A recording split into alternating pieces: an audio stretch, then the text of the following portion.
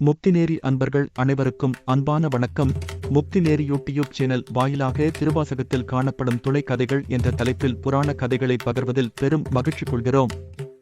அயனை அனங்கனை அந்தகனை சந்திரனை வயனங்கள் மாயா வடுச்செய்தான் காணேடி நயனங்கள் மூன்றுடைய நாயகனை தண்டித்தால் சயமன்றோ வானவர்க்குத் தாழ்குழலாய் சாழலோ அந்தகனை மாயா வடுச்செய்தது என்ற கதை சிவபுராணத்தில் இடம்பெறும் முக்கியமான ஒரு நிகழ்வாகும். இது சிவபெருமானின் பெருமை மற்றும் அவரது குணாதிசயங்களை வெளிப்படுத்தும் ஒரு கதை. இதோ அதன் முக்கியமான நிகழ்வுகள். அந்தகன் ஒரு அரக்கன், காசிய முனிவர் மற்றும் திதி என்ற ஒரு அசுரப் பெண்ணின் மகன். இவர் பிறக்கும்போது பார்வையற்றவனாக பிறந்தான். பிரம்மாவிடம் கிடைத்த வரத்தின் மூலம் அவர் மிகுந்த பலன் கொண்டவனானான். ஆனால் அந்தகன் தவறான வழியில் சென்று தன்னுடைய சக்தியை தீய செயல்களுக்கு பயன்படுத்தினார். அந்தகன் சிவபெருமானின் மனைவியான பார்வதி தேவியை திருமணம் செய்ய வேண்டும் என்று விரும்பினார். இதனால் அவர் பார்க்கடலை அடைந்து சிவபெருமான் மீது போருக்கு தயாரானான். அந்தகனின் ஆசையை அறிந்த சிவபெருமான் ஒரு தந்திரத்தை வகுத்தார். அவர் பார்வதி தேவியின் உருவத்தை ஏற்ற மாயாவடு ஒன்றை உருவாக்கினார்.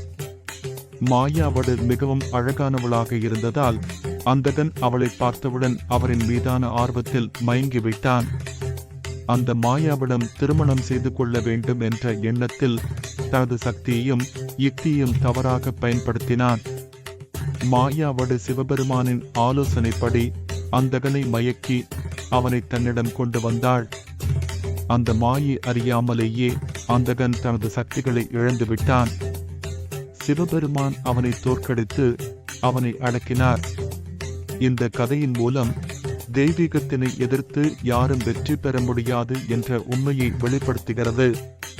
தீய எண்ணங்கள் மற்றும் செயல்கள் எப்போதும் தோல்வியை மட்டுமே தரும் என்பது இக்கதையின் முக்கியமான பாடமாகும். இந்த கதையின் மூலம் நமக்கு கிடைக்கும் சில முக்கியமான பாடங்கள்.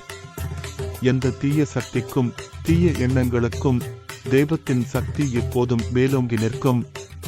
எதையும் எதிர்கொள்ள விரும்பினால் அதை நல்ல வழியில் செய்ய வேண்டும். தவறான வழிகளில் செல்லும் போது அது நமக்கு நன்மை தராது.